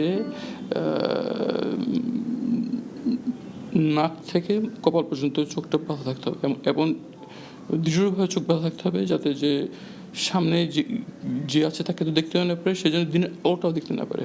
এইভাবে চোখ বাঁধা থাকার নিয়ম। তারপর হ্যান্ডকাফ, 24 ঘন্টা হাত করার পরানোর নিয়ম। দিনের বেলা সামনে, রাতের বেলা হাতের পিছনে। দিনের বেলা থেকে রাত 12টা পর্যন্ত হাত পিছনে সামনে, রাত 12টা থেকে ভোর 6টা পর্যন্ত হাত পিছনের দিকে সবাইকে। এটাই ওখানকার। শুধু রমজান মাসের চাঁদ রাতে তারা বলতো যে আজকে চাঁদ দেখা গেছে, তারাবি নামাজ পড়েন, এতটুকু তারা বলতো। এবং রমজান মাসে সেহরি দেওয়া হতো এবং ইফতার দেওয়া হতো। প্রভেদের জন্য যে খাবারের বরাদ্দ যতটুকু, তার হাফ বন্দীদের জন্য বরাদ্দ ছিল। আয়নাঘরের ঘুটঘুটে অন্ধকারেই গভীর রাতে অন্য কক্ষ থেকে বন্দীদের কান্না ভেসে আসতো আরমানের কানে। আমি বহু রাত কাটিয়েছি লোকজনের কান্নার আওয়াজে, চিৎকার আওয়াজে। একজন প্রাপ্তবয়স্ক পুরুষ শিশুর মতো চিৎকার করতে শুনেছি আমি রাতের পর রাত জাগ্রত অবস্থায়। যেখানে ইন্টারোগেশন হতো সেটা আমার খুব কাছে ছিল। এই জন্য মানুষের কান্নার এবং মানুষের চিৎকার এবং অমানবিক নির্যাতনের আওয়াজে আমি বহু রাত না ঘুমিয়ে জেগে থাকতে হয়েছে। আমি এটাও শুনতাম যে লোকজন আত্মহত্যার চেষ্টা করেছে, এরকম বিভিন্ন কথা আমার কানে আসতো। আমি এরকম কানে আসতো যে বিভিন্ন কয়েকজন বন্দী অনসন্ধান মোট করছে, খাওয়া বন্ধ করে দিয়েছে, তাদেরকে হাত পা বেঁধে নাকের নল দিয়ে খাবার খাওয়ানো হচ্ছে। এটা আমার এরকম তথ্য আমার কানে আসছে। এমন লোক আছে যারা খাবার বন্ধ হওয়ার কারণে, তাদের মৃত্যু আশঙ্কা হওয়ার কারণে তাদেরকে ইঞ্জেকশন দেওয়া হচ্ছে, ভিটামিন ইঞ্জেকশন, কিন্তু মৃত্যু যত না হতে পারে। বন্দীদেরকে মৃত্যুর চোখ কঠোর এবং তুচ্ছ খারাপ এক অভিজ্ঞতা তাদেরকে যে দেওয়ার প্রক্রিয়া এখন হচ্ছিল যেখানে আমি ছিলাম। আমাকে বলা হয়নি আমি কোথায় আছি, আমাকে বলা হয়নি আজকে কয় তারিখ, আমাকে এটুকু বলো, তারা বলতো না এখন কটা বাজে, আমি বলতাম আমি নামাজ পড়বো কীভাবে, বলতো যে আদেশ সময় বলা যাবে না। এবং আশেপাশে মসজিদ ছিল, হালকা আজান শোনা যেত, যখন আজান শোনা যেত তখন তারা মিউজিক ছেড়ে দিত যাতে আজান শুনতে না, বলতো যে এটাই আদেশ, সময় বুঝতে না পারে, লোকেশন বুঝতে না পারে, টাইম বুঝতে না পারে, আজানটা যেন শুনতে না পারে, এটাই আদেশ ছিল। এভাবেই 8 বছর কেটে যায় আর কি। তো সময়কে কাটতো সত্যিকার অর্থে বলতে একমাত্র আধ্যাত্মিক বিশ্বাসই আমাকে বাঁচিয়ে রেখেছে। কিভাবে তার জীবনে নেমে এসেছে এমন অন্ধকার, সেসব কথাও বলেছেন মেধাবী আইনজীবী ব্যারিস্টার আহমেদ বিন কাশেম আরমান। 2016 সালের অগস্ট মাসের রাতে এসে সাদা পোশাকে এসে আমাকে তারা বলেন যে আমাদের কিছু প্রশ্ন আছে, আমাদেরকে যেতে হবে সাথে করে। আমি জানতে চাইলাম আপনারা কারা। তারা বললো যে একটু কষ্ট করে চলেন, গেলেই বুঝতে পারবেন আমরা কারা। তো আমি প্রথমে যেতে চাইনি, কিন্তু তারপর তারা যখন দেখলাম বল প্রয়োগ করছে, ঘরে বাচ্চারা আছে, মহিলারা আছে, আমি দেখলাম এদের সামনে এখন সিন ক্রিয়েট করার কোনো সুযোগ নেই। তো আমি তাদের সাথে কোঅপারেট করতাম আর কি। গাড়িতে উঠেই তারা আমার চোখ বেঁধে ফেলল। তখন আমি অবজেকশন দিলাম যে আমি তো আপনাদের সাথে কোঅপারেট করছি, চোখ বাঁধছেন কেন? তখন যে এটাই আমাদের নিয়ম। আমি চিন্তা করতে পারিনি যে আমি কোনোদিন দিনের আলো দেখব। আমার বিশ্বাস ছিল যে আমার মৃত্যু এখানে হবে, আর যদি এই স্বৈরাচার সরকার থাকতে না পারে হয়তো যাওয়ার আগে আমাদেরকে হত্যা করে রেখে দিয়ে যাবে, এটাই আমার বিশ্বাস ছিল। যখন আমাকে সেল থেকে বের করে গভীর রাতে, আমি মনে করেছি আমাকে মেরে ফেলা হবে। পরে যখন আমাকে খোলা প্রান্তরের চোখ বাঁধা অবস্থায় নামানো হয়, আমি মনে করছি যে আমি এখনই গুলির আওয়াজ শুনবো, তারপর আমি আর থাকবো না। কিন্তু কিছু দেখলাম যে গাড়ির আওয়াজ, জোরে গাড়ি চলে গেল। 1 ঘন্টা পর আমি একটু আস্তে আস্তে করে চোখটা খোলার চেষ্টা করলাম, দেখলাম যে অন্ধকার একটা মাঠের মাঝখানে দাঁড়িয়ে আছে, খুব একটা আলো দেখা যাচ্ছে। তারপরে 1.5-2 ঘন্টা হাঁটার পরে আমি ওখানে যেয়ে পৌঁছাই এবং ওখানকার লোকজন আমাকে জানায় যে এটা দিয়া বাড়ি। তখন বুঝতে পারলাম যে আমাকে দিয়ে বাড়িতে তারা ড্রপ করে দিয়ে গেছে। সদ্য বিদায়ী সরকারের আমলে আইন শৃঙ্খলা বাহিনীর হাতে গুম হওয়াদের তালিকায় অন্যতম ছিলেন ব্যারিস্টার আরমান। তিনি কোনো রাজনীতির সাথে যুক্ত ছিলেন না, তবুও এক দুর্বিষহ বন্দি জীবন তাকে করেছে ক্ষতবিক্ষত। যে মানুষের মৌলিক মানবিক অধিকার, মৌলিক রাজনৈতিক অধিকার, মৌলিক সামাজিক অধিকার, মৌলিক ধর্মীয় অধিকার, মৌলিক ব্যক্তিগত জীবনের অধিকার কেউ নিতে পারবে না কখনো। এটাই আমার স্বপ্ন। Najibur Rahman, NTV news, Dhaka. Monkeypox রোগের সংক্রমণ নিয়ে বিশেষ সতর্কতা জারি করেছে হযরত শাহজালাল আন্তর্জাতিক বিমানবন্দর কর্তৃপক্ষ। বিমানবন্দরে সার্বক্ষণিক একটি চিকিৎসক দল নিয়োজিত রয়েছেন বলেও জানানো হয়েছে বিমানবন্দরের এক প্রেস বিজ্ঞপ্তিতে। মাঙ্কিপক্স বিষয়ে এয়ারলাইন্সগুলোকে সতর্ক থাকতে বলা হয়েছে। মাঙ্কিপক্সের লক্ষণযুক্ত কোনো যাত্রী থাকলে দ্রুত তার স্বাস্থ্য বিভাগকে জানাতে হবে। এদিকে জরুরি পদক্ষেপ হিসেবে হটলাইন চালু করেছে স্বাস্থ্য অধিদপ্তর। কারো মধ্যে মাঙ্কিপক্সের লক্ষণ দেখা দিলে দ্রুত সময়ে সন্দেহভাজনদের 16263 এবং 10655 এই নম্বরে যোগাযোগ করতে বলা হয়েছে। চাকরি জাতীয়করণের 1 দফা দাবিতে শাহবাগে সমাবেশ করেছে বিভিন্ন দপ্তর, অধিদপ্তর এবং স্বায়ত্তশাসিত প্রতিষ্ঠানের আউটসোর্সিং কর্মীরা। সকালে বিভিন্ন প্রতিষ্ঠান মিছিল নিয়ে এসে শাহবাগে জড়ো হয় কর্মীরা। পরে প্রায় 4 ঘন্টা শাহবাগ মোড় অবরোধ করে রাখেন তারা। পরে মিছিল নিয়ে প্রধান উপদেষ্টার বাসভবনের সামনে যান আন্দোলনকারীরা। সেখানে প্রধান উপদেষ্টা প্রেস সচিবের কাছে স্মারকলিপি জমা দেন। তাদের অভিযোগ, স্থায়ী নিয়োগপ্রাপ্তদের মতো একই কাজ করলেও দীর্ঘদিন ধরে বৈষম্যের শিকার হচ্ছেন তারা। স্থায়ী না হওয়ায় অধিকাংশ সুযোগ সুবিধা দেয় না নিয়োগকারী ঠিকাদারি প্রতিষ্ঠানগুলো। যদি আগামী 15 দিনের মধ্যে যদি আমাদের এই সারা বাংলাদেশের অবহেলিত, লাঞ্ছিত, বঞ্চিত মানুষের ভাগ্যের পরিবর্তন না হয়, যদি এই আউটসোর্সিং নামক দাস প্রথা, গোলামি প্রথা বাতিল করে আমাদের যদি স্ব প্রতিষ্ঠানে এই আউটসোর্সিং কাজটি বয়স শিথিল করে রাজস্বকরণ না করা হয়, তাহলে আবারও আমরা সারা বাংলাদেশের প্রত্যেকটি দপ্তরের আউটসোর্সিং কর্মচারীদেরকে সাথে নিয়ে পরবর্তী যে সকল করণীয় আছে আমরা সেটা আপনাদের মাধ্যমে জানাবো। ছাত্র জনতার গণ অভ্যুত্থানে শেখ হাসিনা সরকারের পতনের পর দেশে কমেছে চিনির দাম। আগে যেখানে খুচরা বাজারে প্রতি কেজি চিনি 135 টাকায় বিক্রি হতো, বর্তমানে তা বিক্রি হচ্ছে 125 টাকা থেকে 127 টাকা পর্যন্ত, অর্থাৎ প্রতি কেজি চিনিতে কমেছে 8 থেকে 10 টাকা। একই সাথে চিনির দাম কমেছে পাইকারি বাজারেও, এমনটি জানিয়েছে বাংলাদেশ চিনি ডিলার ব্যবসায়ী সমিতি। 5ই আগস্টের পর থেকে চিনির দাম কমেছে। বর্তমানে চট্টগ্রামের পাইকারি বাজার খাতুনগঞ্জে কোম্পানি অনুযায়ী প্রতি কেজি চিনি 118 থেকে 120 টাকায় বিক্রি হচ্ছে। এর আগে প্রতি কেজি চিনি পাইকারিতে 122 টাকা থেকে 125 টাকা পর্যন্ত বিক্রি হয়েছিল। অপরদিকে সরকারি চিনি মিলগেটে বিক্রি করা হচ্ছে 125 টাকা করে।